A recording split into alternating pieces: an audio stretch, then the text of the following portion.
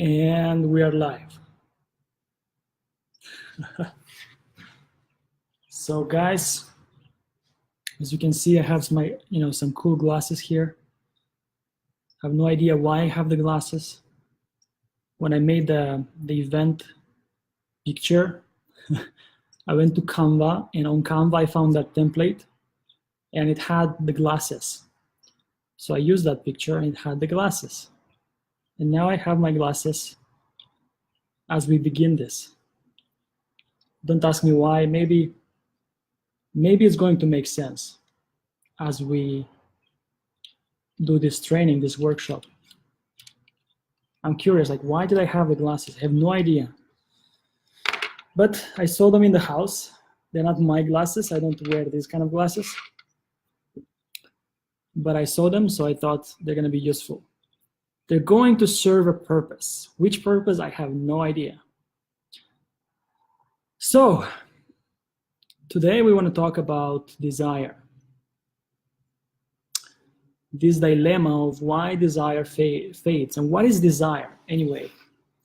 Many people think of desire as sexual desire or desire as, I guess the simplest term that we think in terms of desire is like desiring someone physically and sexually, but that's not the point here. We're not discussing about physical desire. That's part of it, actually. What we want to talk about is that emotional desire, which means that, let me actually record this on the phone too for a podcast, I guess. So what we want to talk about is the desire that we feel in terms of, I want this person. Like, not that I like this person, but I want them. I want them in my life. I want to keep them in my life. I don't want to lose this person, right? It's like I want to be with them. That's desire. We have the other element of love as well, which is appreciation, which is liking someone, right? So that is when I like this person. This person is amazing. I feel good with them. And we think as human beings that just appreciate that if we are appreciated by our partner, then there's going to be love. Then they will love us. Then they will be with us. Then they will not, be interested in other people if they appreciate us. That's why we as nice guys and girls, we think that if we're loving enough, if we're caring enough, then we will be loved. And then we find out that actually we've given it all in this relationship, yet your partner, your girlfriend, your wife, your husband is unsure about being with you, is bored, is taking you for granted, is seeing someone else, is talking to someone on Facebook, is having doubts about the relationship, is just unhappy, even depressed. Like I had a client, he's an older guy seeing a younger girl, and when we started working together, he was telling me that she is feeling depressed lately. So, and he's the nicest guy. He's, more wealthy, and he's giving her some money as well, helping her financially. And this girl, she doesn't have to do anything. She just has to be pretty for him.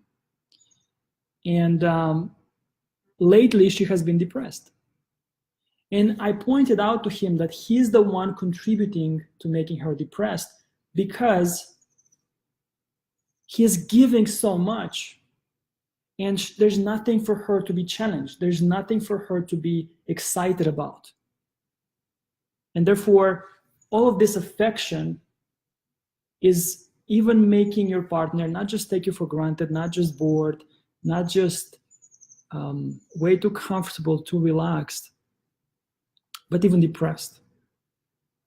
So we want to understand that love has these two elements, right? It has the element of appreciation, and it has the element of desire. So it's like, I like you and I want you. If I just like you, that I don't necessarily want you. And I may want you, but I may not like you. You know the idea of bad boys or toxic relationships where we want each other, but we know we're bad for each other. And this is typical with bad boys and girls who are all over these guys. They know it's not a good fit, it's not a good relationship. But even so, they feel like, yeah, but I want this guy. So that's desire. The bad boy is very good at creating desire. The nice guy is very good at creating appreciation. Like, he's appreciated, but he's not wanted, he's not desired. So each of these guys, they're all boys, right? Bad boy, nice boy, and so on. Or not, if you're a woman watching this, you can apply this to your situation. Nice girl, bad girl, let's say. So each of these are creating something that's helpful, but it's not enough. You're meeting, let's imagine that love has these two components. So you're meeting one of the components, one of the needs, right? But you're missing the other. And most of us, we are in the nice category, the nice guy, the nice girl, and we don't even know about the importance of desire, the importance of that challenge, that uncertainty, right? And so we wonder, like, why are people losing interest? Why is my wife wanting space? Why did she leave? Why is she unsure about being with me? Or why did my boyfriend, start talking with this other girl, with my friend, with my colleague, and so on? Like, why am I not enough for him? Well, you're too much for him. That's the problem. You're giving too much, which means that you're, afraid of losing him. Anyway, we'll get into what it means. But for now, for this point of the conversation, I want you to understand that desire is this second piece of love. And most of us have no idea about its importance. So that's the first thing. The second thing, I guess, would be that, why is desire fading? So what kills that desire? And here we want to look at who we are. Like, are we insecure? Are we feeling like we need this person? Are we feeling like this is the best person that we've had a chance to be with? This is the best partner that we had a chance to get. Because if that's the case, then we're going to approach the relationship in a way that kills desire. We're going to approach the relationship in a way like this, right? Like this. It's like, I need you. It's not, physically like this, it's emotionally. And we give off this vibe of, I need you. Through everything we say, through everything we do, the choice of words, the voice tone, the reactions we have. Like, the biggest way in which we give off the neediness, the need for our partner, is actually in arguments. We're very soft when it comes to arguments. We're very understanding. We're the first to give up, our well-being, our happiness. We're the first to be understanding. We're the first to seek reconciliation. And that comes from that fear of losing our partner. Because we're willing to accept, being treated poorly just to not create too much tension in the relationship. So we're willing to do that just to avoid upsetting our partner. So to clarify, desire, therefore, is being killed by our needy approach. It's really the default approach. When we start to care about someone, what happens is that our care turns into clinging. So when we care, we instantly cling. And clinging sounds like a bad word, but it's what we do. Is we get attached. We get what we call needy. So that kills desire. Like, imagine, and maybe you've experienced this yourself already, in past relationships, when an ex or a colleague or a girl back in the day wanted you so much, she cared about you so much, she liked you so much, and you were like, oh, I don't know, I'm not sure if I want to be with this person. It was too much for you. It turned you off, right? So that's, if you think of that, if you've had an experience like that, where someone that you didn't like much wanted you so much, then you know how it feels when someone is needy about you. Now, this is how we are in a relationship as well. Like, we are approaching it from a needy perspective of, I need you, please like me. I want you to like me. I need you to like me. I need you to love me. I need you to be in my life. Otherwise, I'm not going to be happy. Like, when we approach it that way, then this kills desire. It's like, your partner feels like they're not getting the chance to be with you. They feel like you're taking something from them rather than getting something from. So instead of feeling lucky to be with you, he or she feels like you're lucky to have them. And sure, if you feel lucky to have your partner, that's beautiful for you. But she or he has to feel lucky to have you as well. That's when we know there is desire. Like, when I desire my girlfriend, my wife, I keep calling her girlfriend because we're recently married, just a year. So for me to desire her, I need to look up to her. I need to admire her. I need to see her as great and amazing, and I need to know that I could lose her. Because if I don't know that I can lose her, that she can walk away, if I'm not a good enough lover for her, if I'm not a good enough partner for her, doesn't mean that I am bad as a person. It just means that I may not be a good enough partner who treats her the way she wants to be treated. So for me to desire her, I need to know that she can walk away, that she respects herself enough. So it's the same with your partner. She or he cannot desire you unless he or she knows that they can lose you, that you're mature enough to walk away from this relationship if you are not happy. All right? So we'll have some time for questions, actually, a little bit later in the workshop. But for now, we've been touching on a few things, right? The first one is that as human beings, we have these two opposing needs. They're actually complementary, but they seem opposing. And most of us don't know them, which is why relationships fail, right? These two opposing needs are, desire and appreciation. We can call them as well affection, which is appreciation, and attraction. We can call them certainty and uncertainty, challenge and comfort. So it's the same kind of need, the same two opposing needs. So we have these two needs, and most of us, we don't know about the category of uncertainty, challenge, desire, attraction. So this is one need basically described in different words. So most of us don't know about that, which is why relationships fail. What's up, Craig? So that's the first thing. The other thing we discussed is that the reason this category of needs, of desire and challenge and attraction, is not being fulfilled is because of who we are.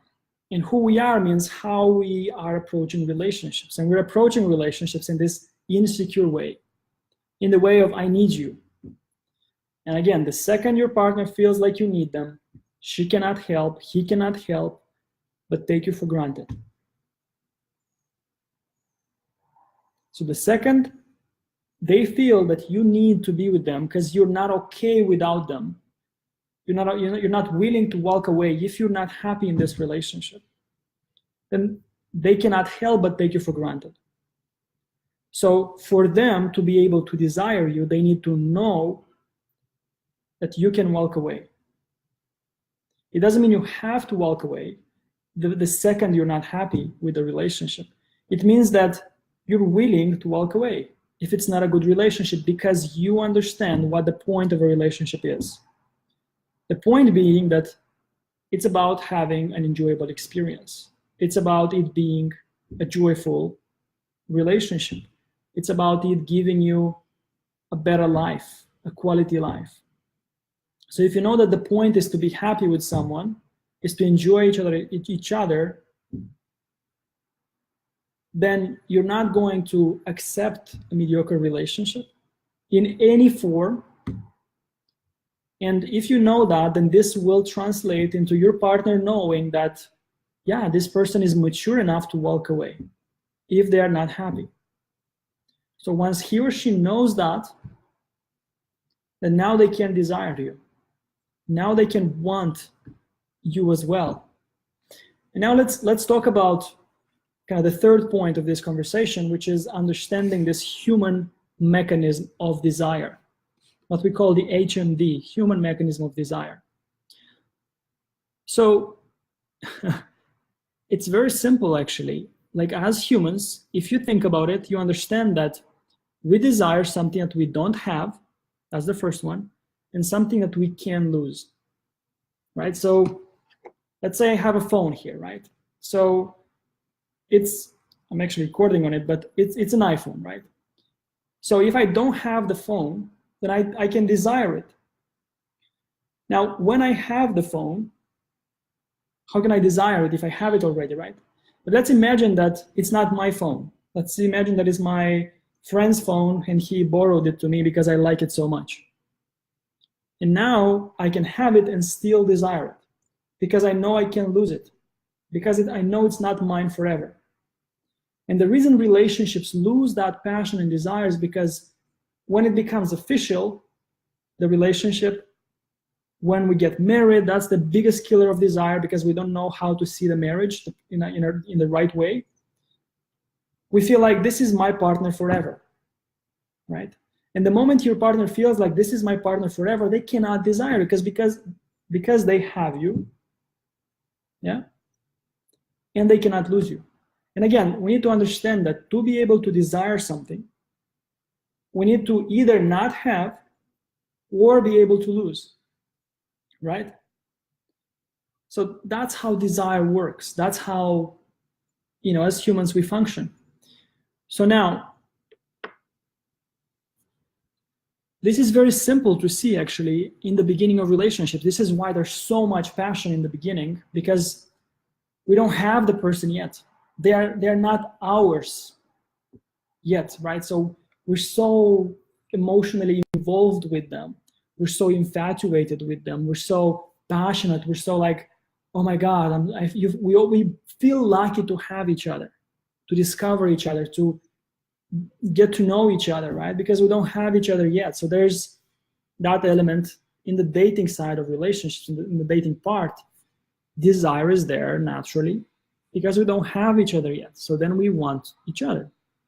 But then the moment it becomes official, we're like, okay, we're in a relationship and we've been together for a while, or we get married, or you, for example, start feeling more jealous. You start feeling worried that your partner can leave you, or your partner is seeing someone or is talking to someone, and this is triggering some of your fear, the fear of loss. So then you're starting to really become more and more worried about losing your partner, like your fear of loss is being triggered. That's when it makes your partner feel like they have you and they cannot lose you anymore, right? So then, until now, they felt like, okay, I don't have this person, and even though we're in a relationship, we're still kind of new, fresh, and he's not showing signs of needing me. So then there's the passion continues. But the moment you start showing up in a needy way and freaking out and worrying about losing them and so on, or tolerating things you shouldn't be tolerating, desire goes away because she feels like, okay, I have them now. You know, like when I work with men, I tell them, she has you by the balls. And how can she desire you? And now we're including women as well. And it's the same thing. It's like he feels like he's got you, I don't know, in his hand or something, what the metaphor could be. So when we feel like we have each other, we cannot want each other. Now we feel kind of stuck. However, if we introduce the second part, the second part of the equation, that even though we have each other, even though we get married, even though we are in a relationship and it's official, we can still desire each other if we both know we can lose each other. And how do we know that? By us becoming the kind of man who knows he's fine or she's fine without your partner. By being secure instead of seeking security in your partner. That's why that inner foundation of becoming a secure person, of handling your own self-esteem, of realizing where really happiness is coming from, of not being afraid of loss, or having standards, that inner foundation allows you to show up in a relationship and be like, hey, we don't have to be together, and we are together as long as we enjoy being together. And as long as joy is the basis for this relationship, we're going to be together. And if joy is the basis, then two people enjoy being together, and that's gonna allow them to stay together for a long, long time. And this actually leads me to the idea of this big mistake we make with relationships, that we define success as, the longer the relationship lasts, the more successful we think it is. So we define success by the length of the relationship. Like, wow, we've been married for 10 years, for 15 years, for 20 years. And we think, wow, this is a successful relationship. No, this could be as easily a failure, could be a huge failure. A long-lasting relationship that's miserable, that's mediocre, that's unhappy, it's a huge failure. So the true success of a relationship is how much these people are enjoying being together. Like, is this giving them a happier life? Are they enjoying each other? And if we are enjoying each other, that's true success, not the length, but the quality of the relationship. And so this actually brings us to the whole point of the whole philosophy of joy-based relationships. Like, when joy becomes the foundation, then this means that we're not willing to tolerate anything less than that, than a quality relationship where we both listen to each other, where we both want to make each other happy. And if we're not enjoying it, then we're willing to walk away. And if we're willing to walk away, then we both know we can lose each other. And by knowing we can lose each other, we can still desire each other, right? That second piece of the human mechanism of desire is being fulfilled, meaning that we desire something we don't have, or something that we can lose. So we know we can lose our partner because he or she is mature enough to respect themselves, to know what the purpose of a relationship is. And because we are mature enough, then we can be desired as well. So does this make some sense, guys? Just write in the comments, because I feel like I'm talking to myself. So write yes, no. Do you have any questions coming up? So first of all, does it make sense what we're discussing here?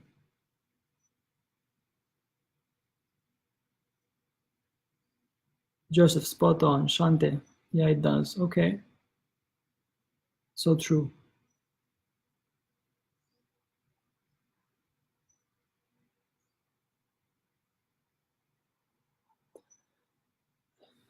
Brian, okay, yes. This may sound confusing actually, but it's not confusing at all. And it may take a bit of time and a bit of understanding, looking at it from different perspectives to start making sense.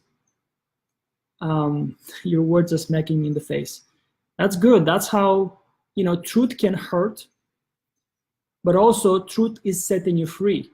Like once you start understanding the true way in which relationships work, then relationships become very easy.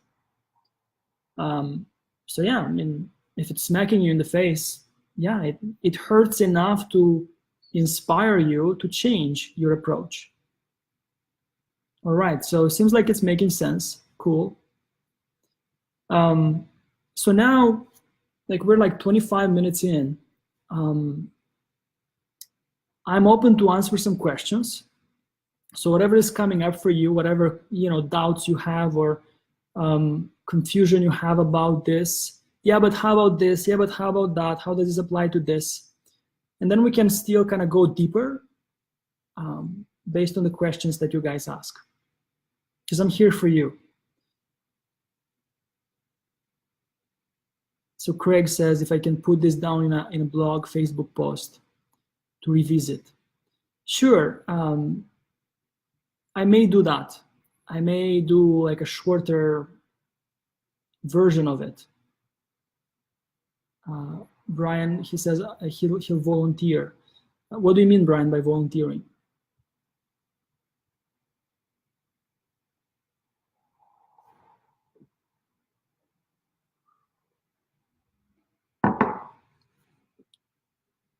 You mean you want to? Yeah, of course. And we can actually,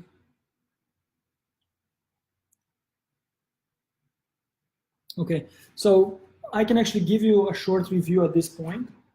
So far we discussed again about the two needs of challenge and comfort, which create love, romantic love. We can also say uncertainty and certainty, where we can also say appreciation and desire. So this is what the two opposing needs that are actually complementary, which allow us to be in love with someone. And then we said that the one need of desire basically is being killed by our needy approach.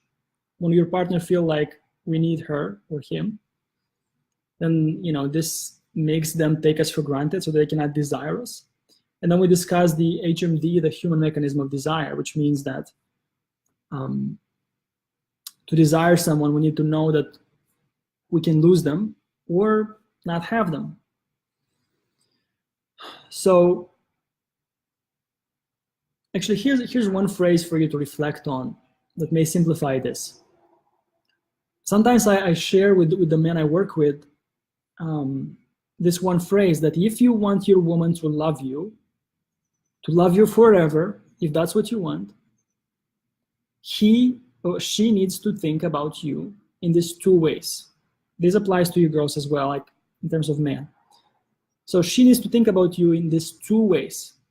First, she needs to think, this is a great man that I enjoy being with, that I'm happy with, that he takes care of me, he loves me, he's a good guy. That's the first thing she needs to think about. The second thing she needs to think about is, and I can lose this guy. So this is a great man, and I can lose this guy. Now, if you're a girl watching this, then it's the same thing that a man needs to think about you. Like, this is a great girl, and I can lose her. If this second piece is missing, your partner cannot help but take you for granted.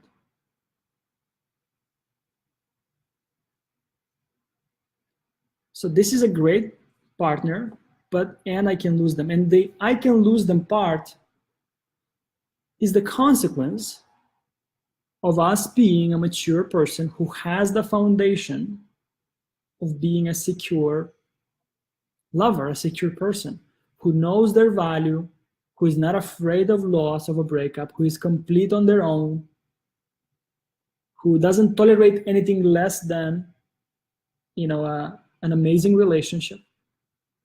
So when we are secure, this is how we naturally show up. And although we can give, and be a caring partner, your partner knows that if you're not happy, you're going to speak up and or walk away.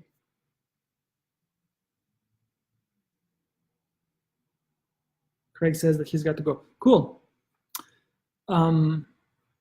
So this is an important and a very simple way of understanding these two opposing needs. So first of all, we need to feel like this is an amazing partner. Like I feel like my wife is amazing.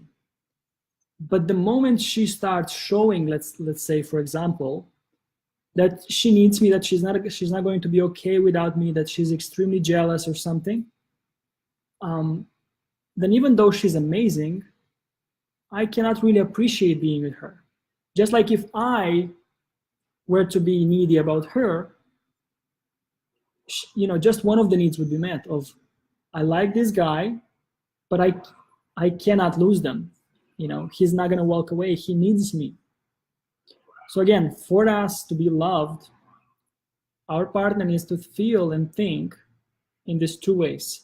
This is a great partner and I can lose them. And the I can lose them part has to be authentic. It's not something you just tell your partner to get her back or to reignite their desire, which can work fine. It's something that needs to be authentic. So you have to actually feel like you're okay without your partner. You have to actually build that inner foundation and not be afraid of losing anyone, because you know your value, you know your happiness, you're not afraid of a breakup.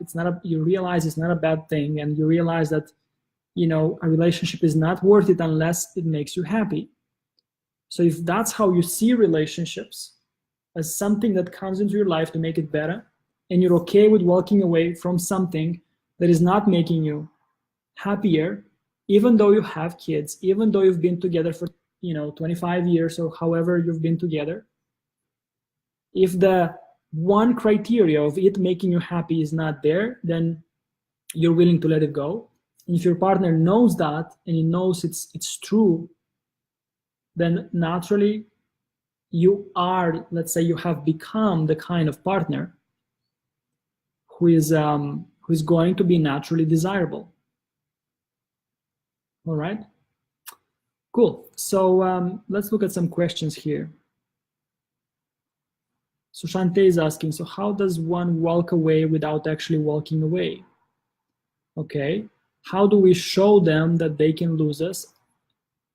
And not let them take advantage of us? Well, I just actually replied the question. I just answered it before I even read your question, Shante.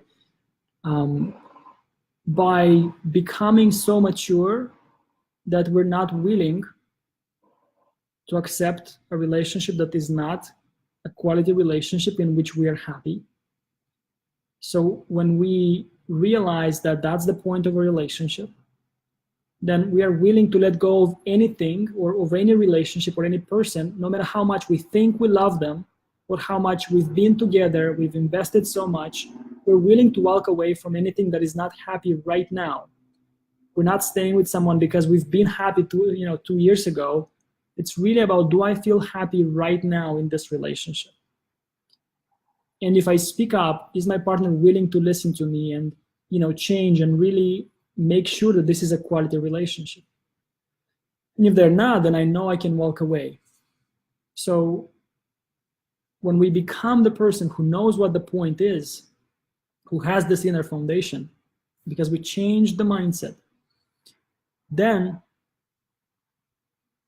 your partner knows that you can walk away. Yeah. Shante, let me know if this has answered your question, because otherwise we can go a bit in depth on that as well. Okay, let's look at some other question.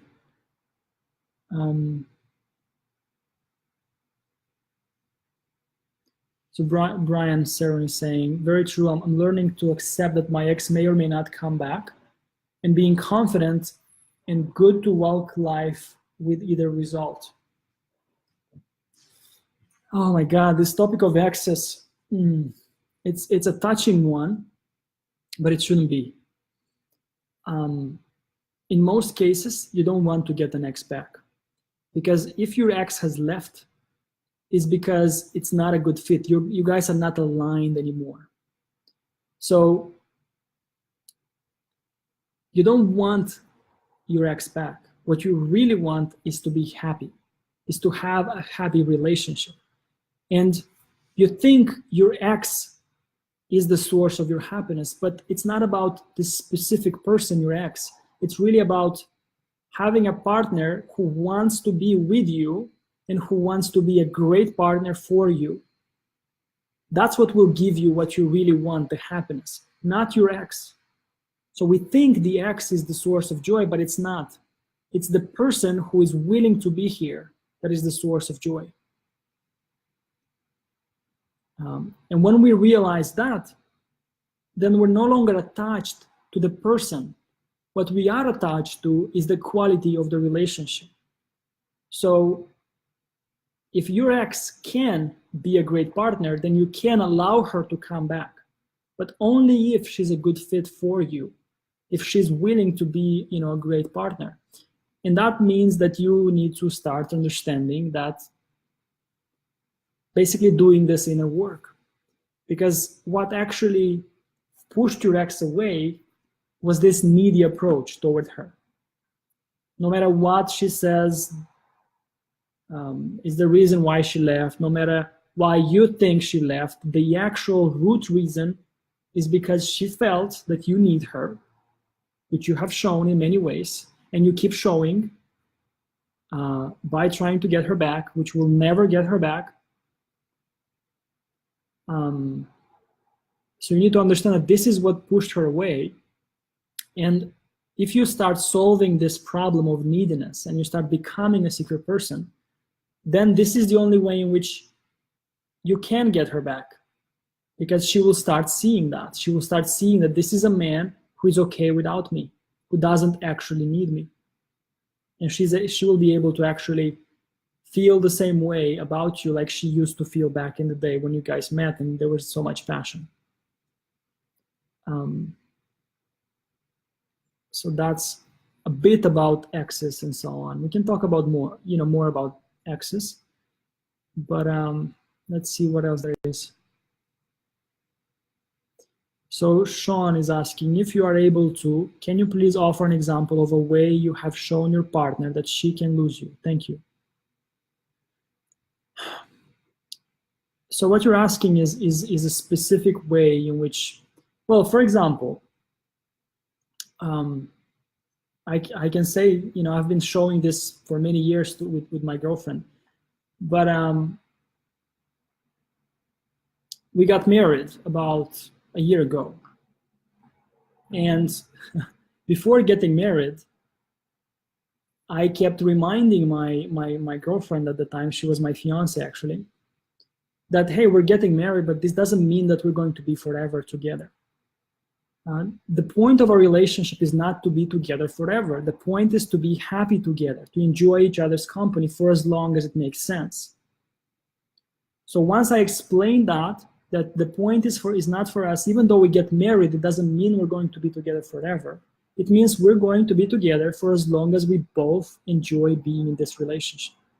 And if this is the standard we have, that we enjoy being together, and this means that we may be together for a long time, maybe even for a lifetime.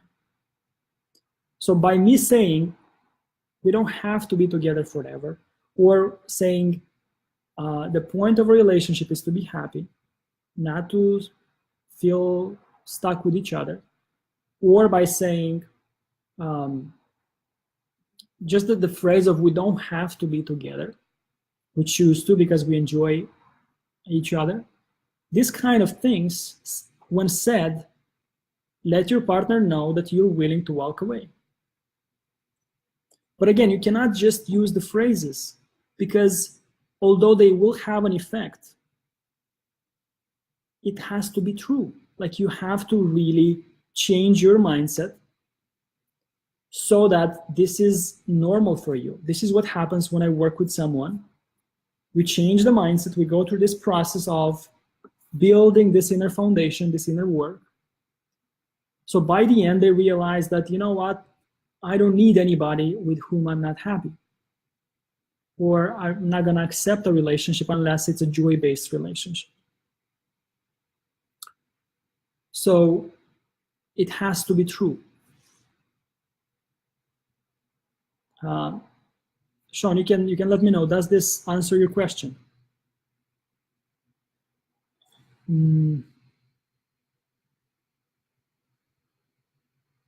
Yeah, Shante says that's a more mature way.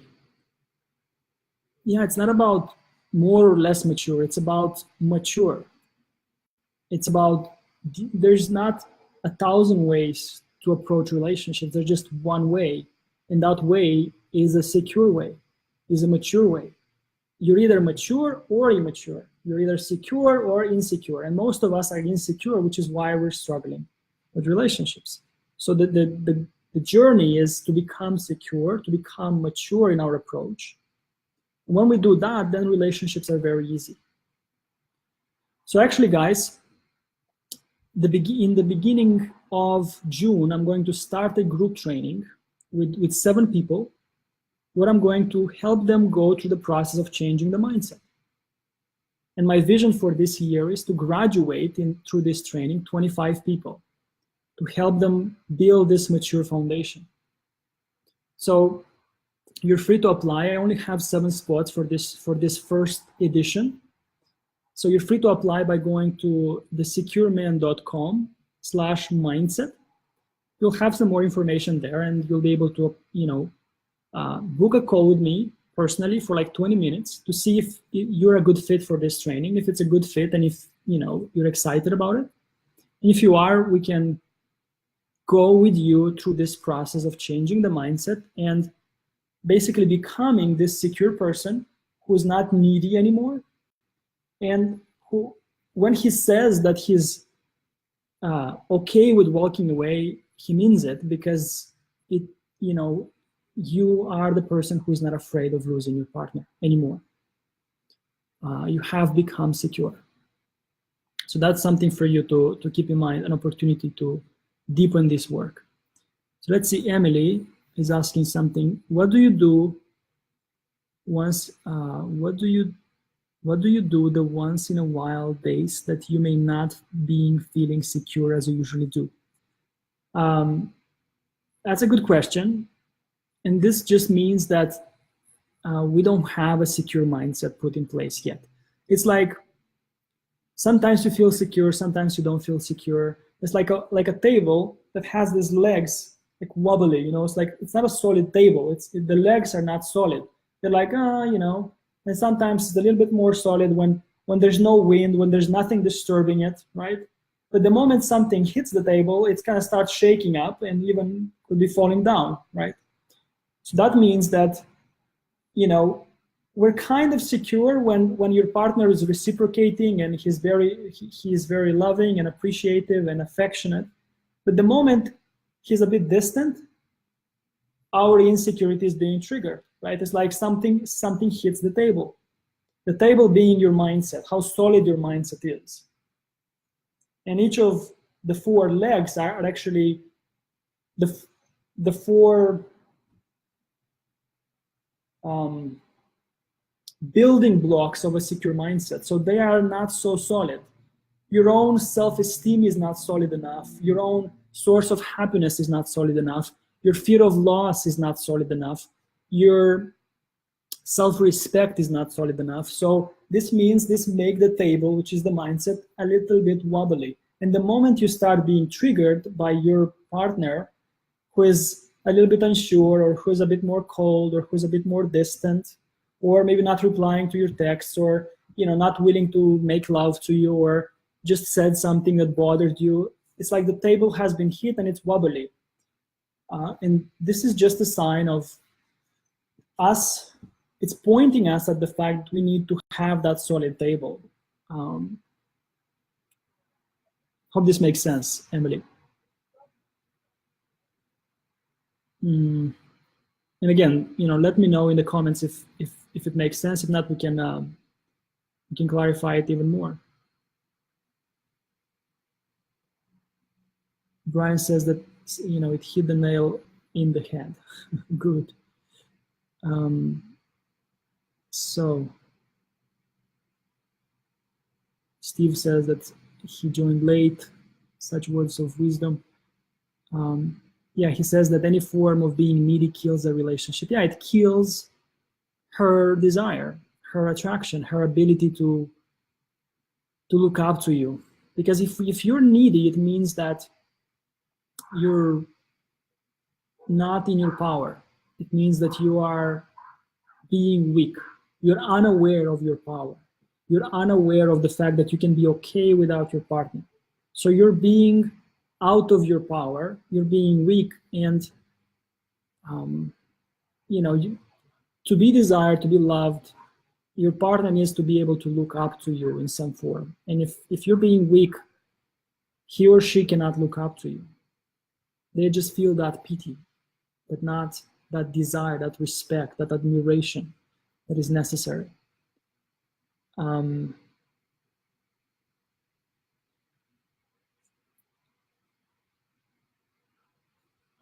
So Stephen says that our aim, therefore, is to become secure in our attachment style. I'm getting there, I think. Well, if you think, then you're not there. But it's good that you are understanding that this is the problem and that this is the solution.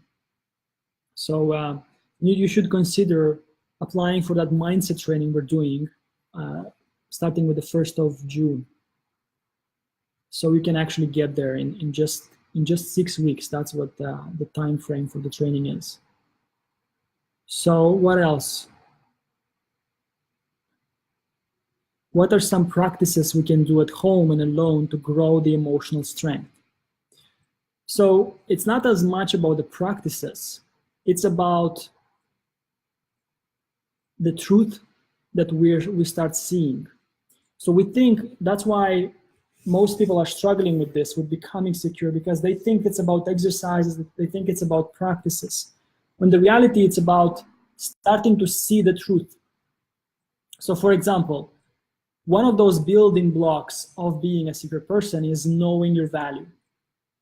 So if you feel insecure about yourself, you feel like you don't really deserve to be loved, like your partner can find someone better than you, if you feel like you are replaceable, then this means that you are distant from the truth of your unique value as a man or a woman. So you are distant. So what we want to do is to start getting closer and closer and closer to this truth. The truth being that you actually, each one of us as human beings, is amazing in our own way.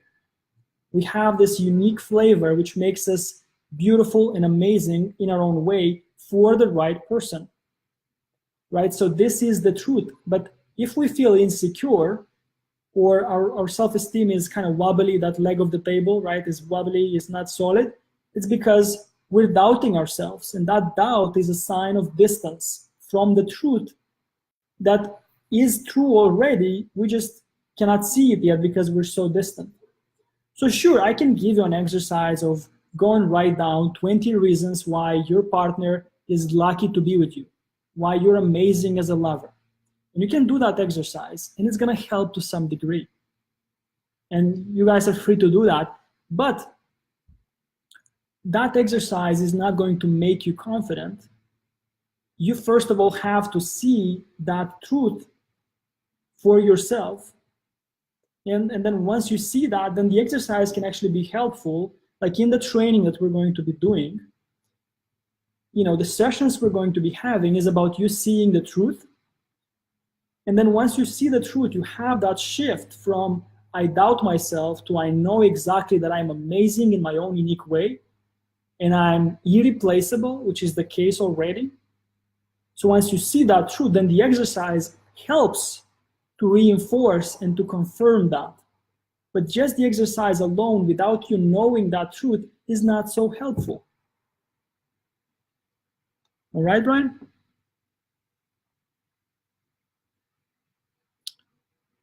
So let's see, Saravut is asking a question as well. How do we balance confidence and caring in our relationship? You know, I want to let her know that I am secure and will be fine without her, but not making her to feel distant. So Saravut is someone that I've worked with, you know, some years ago. He's had a beautiful transformation, and now he has a bit of the opposite problem, which is how do I? He's become secure, and now he's worried about how do I not show too much security, right? How do I not show that I'm so secure that I almost don't care, right? So that's a bit of the opposite extreme, the opposite problem. And actually, many of us, when we are in the needy mindset, that's why we're afraid of showing our partner that we're okay with loss. Because we think, well, if I show my partner, if I tell my girlfriend, wife that I'm okay without her, without him, if I tell my wife that I don't need her, right, then she will think that I don't love them, and she will be the one to leave, or he will be the one to leave. Or they will accuse me that I don't love them. And that's understandable. However, to tell your partner that you don't need them is the best compliment you can make. Because if you need someone, you know, you're going to be suffocating them. You're going to be needy. You're going to be a pain in the ass. So loving someone without needing them is the best way to love someone. It's really the most secure way to love someone. It's like, hey, I love you and I want to be with you, but I also know that I'm fine without this relationship, and that I will be fine without you. But I choose to be here, and I want to be here because I enjoy this relationship so much.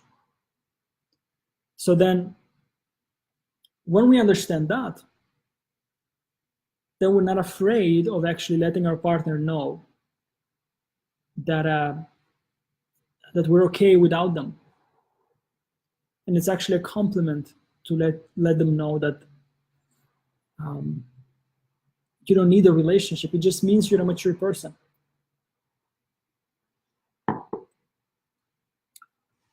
So Saravut, to answer your question, you don't have to remind her all the time that you're okay without her. As long as she knows that this is how you see relationships, that you understand that a relationship means that two people choose to be together because they enjoy each other. And if you're not enjoying each other, then it's okay to let it go. If she knows that this is how you see relationships, then she will know that you're secure. And I know that this is how you already see it because we've done that work a while back and you've had the transformation already. So Brian is giving a thumbs up. All right. Any other questions, guys, that you have? We still have about 10 more minutes, and we can clarify anything else left. So go ahead and ask whatever questions you still have. I'm happy to answer. And yeah, just for you guys to know, just today I've actually launched this page. This morning I made the page the secureman.com/mindset. So today I'm launching this training, basically called the Secure Mindset Training, or I call it the Perfect Mindset for Love Training, which a group of 7 people, men and women, we're going to begin from the 1st of June, a 6-week training in which we're going to put this inner foundation so we can become secure. We're going to work on our self-esteem, on the source of happiness, on overcoming fear of loss, on stepping out into our self-respect. So once we start having that foundation put in place, then we become the kind of partner who is naturally desirable, because we're not afraid of losing our partner anymore. And we start seeing relationships through the lens of joy, and no longer through the lens of fear. All right? So you're free to go to thesecureman.com. That's the website /apply mindset. And you'll have some more information, and you'll be able to schedule a 20-minute conversation with me where we can see if it's a good fit. I only have 7 spots for this edition. So if you're a fit, I'll be happy to welcome you in this group and go, on this journey of transformation, this journey toward joy-based relationships. So let's see, any more questions here? Maybe something I missed.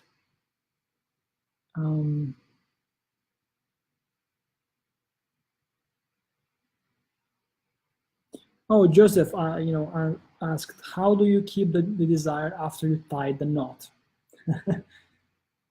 Well, I got married as well, a year ago. We've been together for 9, almost 10 years. And 1 year ago, I got married. And this is the moment, the marriage is what kills desire most, because we know how many divorces are out there. We know that almost 50% of the people who get married get divorced in a few years, usually in 2-3 years. That's the statistic. And even the people who stay together, those 50%, let's say, who stay together, I'm willing to bet that 20 or 30% of those are not happy. They stay for the kids, they stay out of fear of losing each other, they stay out of attachment, they stay out of fear of being alone. So they're not actually happy, they're just sticking around. They're afraid of failure and so on. But actually, to stay in a relationship where you're not happy is the biggest failure. All right? That's a good kind of code type of thing. So marriage is the thing which kills relationships most because of the way we see commitment. So we see commitment as this thing, this promise we make that I will be with you forever, that I will love you forever. And there is no love forever, guys. There's only love for now. I love you now. I love you for now because I enjoy being with you for now. But for now can last forever if we keep enjoying each other, if we keep enjoying this relationship, if this relationship keeps being a quality relationship, or in this case, this marriage keeps being a quality relationship. Yeah.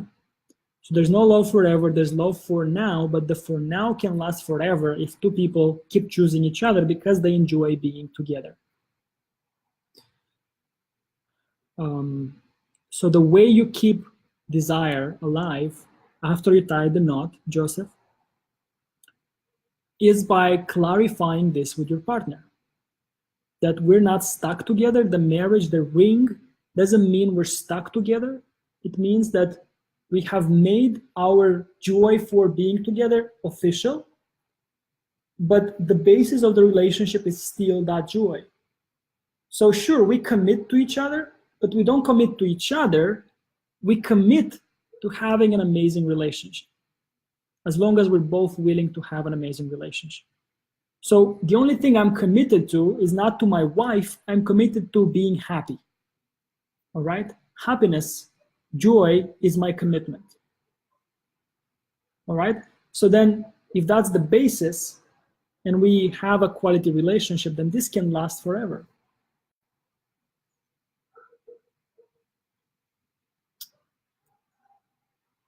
All right? So I had a client actually, a few years ago by the name of Charlie. He was in San Diego, she was in Hong Kong, they were long distance, and she was, ignoring him for a few weeks. So he reached out, he wanted to reignite the marriage. He was afraid of the divorce. And he was very much into this typical, view of relationships where we think that once we got married, we're not gonna lose each other, we're stuck together. And even his wife said to him in a text message, she said, "We're not happy, I know, but divorce is not a choice, it's not an option." And he came to me with this idea of how do I save this marriage because the divorce is not an option. And I told him, and as we started working together, he realized that of course divorce is an option. Divorce is the best option if the relationship is not happy, if the partners are not willing to have a great relationship. It's the best option. You're failing by staying in a bad relationship in which your partner is not willing to be a great partner. So one of the biggest insights he's had in our work together was that commitment has to be based on a choice. So it's a choice-based commitment. Is that I'm not committed to this person, I choose to be with this person. So my commitment is based on the choice of being with her, and my choice of being with her is based on the fact that she's willing to have a great relationship, and I'm happy with her. So he moved from this blind commitment to this choice-based commitment in his understanding. And at some point, he, through my guidance, he sent a text to his wife that, if things continue this way, he's not really happy, and this cannot go on like that by her, neglecting him and ignoring him so much. And this led to a few deep conversations that they have had. And he was already secure because we did the inner work of him knowing his value, letting go of fear of loss. And he was able to stand firm and really communicate what he was not happy with, and that he was not going to tolerate that anymore. And if this leads to a divorce, that's okay. We don't have to be together, right? And once they had those conversations, his wife has changed radically. Finally, she became affectionate. She was calling him every day. She was sending pictures, sexy ones as well, like trying to please her husband. And he became more interested in the relationship. He became more excited about the relationship, basically. So that was I think a year ago. So now, recently I checked in with him, and they are planning to close the distance. I think he's going to live with her in Hong Kong, or I think they're moving in Australia to live together. So the marriage was on the brink of divorce because he was accepting a mediocre relationship, and they both thought that divorce is not an option. But now that he has realized that divorce, of course, is an option, and he became secure, and he's not afraid of losing his partner, so he stood up for his happiness and has clarified that the only reason for them to be together is not because they have said, I promise to love you forever, but it's because I'm happy now. And if we're no longer happy now, then there's no point in being together forever. So because he's done the inner work, he's understood relationships, and now he has translated that to his wife, then of course now they are having a relationship, which is fine, which is great, and they're enjoying being together, and they're moving in actually soon.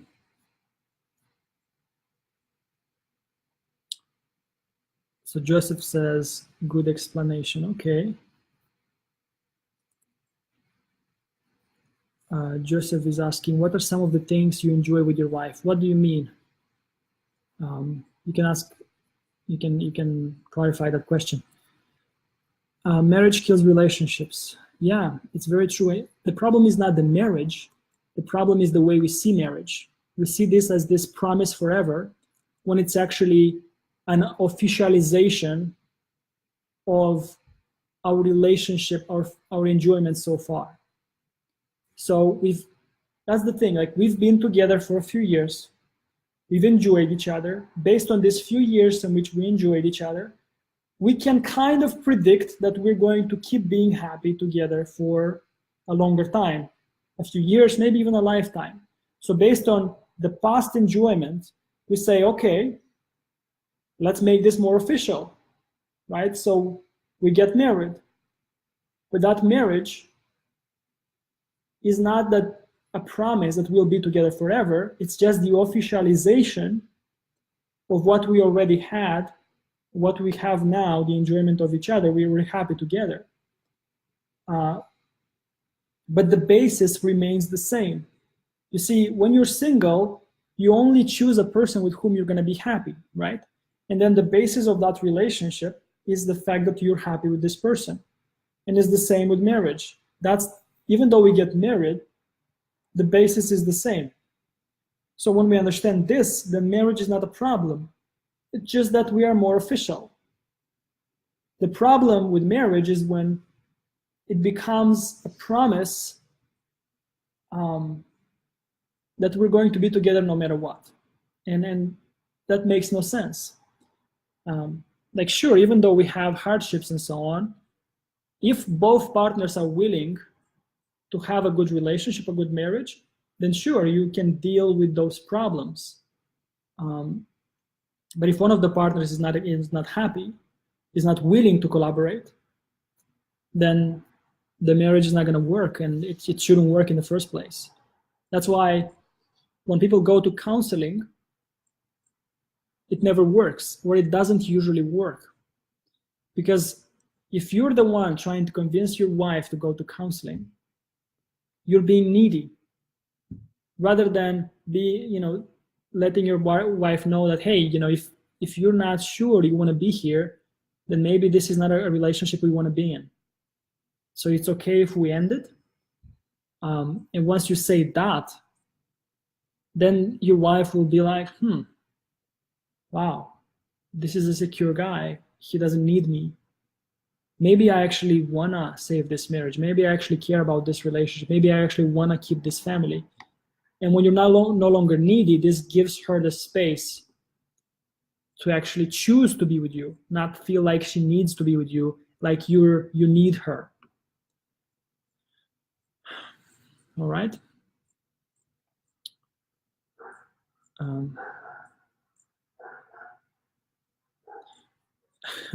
So Joseph keeps asking, why do you enjoy being with your wife? Well, she's amazing. What a good fit. She's a beautiful girl. She's caring. She's loving. She's a good cook.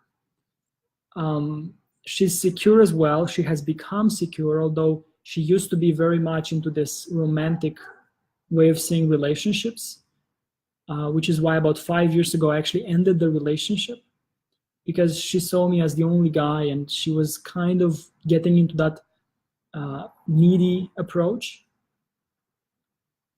So this killed my desire, so I left. We've been together for this 10 years, but half a year we've not actually been together. About 5 years ago, I left the relationship because I wasn't feeling that desire. And that breakup allowed her to become secure. And then once we got back together, now she knows she's fine without me. In the past, the reason that I left was because she saw me as the only guy for her, that she wouldn't be happy without me, and this killed my desire. But then once we got back together, she's gone through this pain and suffering, which has taught her the lesson that she can be happy without this guy, in this case me. And because now I know that she's secure, she's complete, she doesn't need me, now I can actually appreciate being with her. So I appreciate and I desire her. Cool. Cool, Saravut, like you're saying you're going. Awesome, we're gonna wrap things up soon as well. Let's see if there's anything else left to answer. And then we'll wrap things up.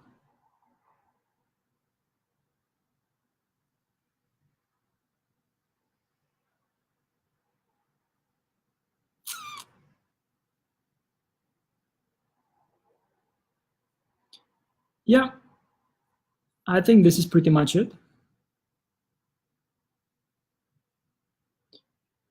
So yeah, guys, I hope this was helpful for you. We'll be doing 3 more workshops like this in the next few weeks, basically this month, by the end of this month.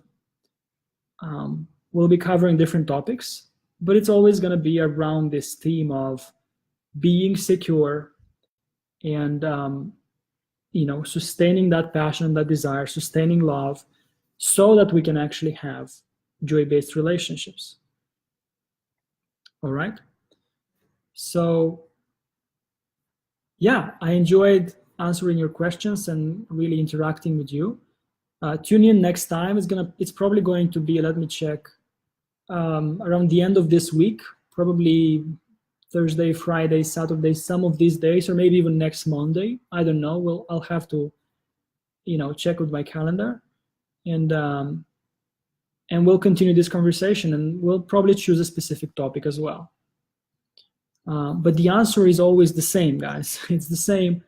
Be doing the inner work so that we can be secure. And then once we're secure, it no longer makes sense to have or to accept a joyless relationship. The only relationship we're going to accept is a joyful relationship. And we're willing to let go of a joyless relationship. And once you are willing to let go of a joyless relationship, your partner will want to give you a joyful relationship. And she will be, or he will be, attracted to you because they know you're willing to walk away from a joyless relationship. So once you're okay with letting go, that's when you can have and you can keep. So yeah, and yeah, if you want to take this further, again, like I said, I have only 7 spots, and you can go to the website thesecureman.com/mindset. You can apply for a short call. We can see if it's a fit, and you might join us in this training. So cool. Good chat. Hope this made sense, and we'll continue this. Cool. I'm out. Have a good rest of your day, guys.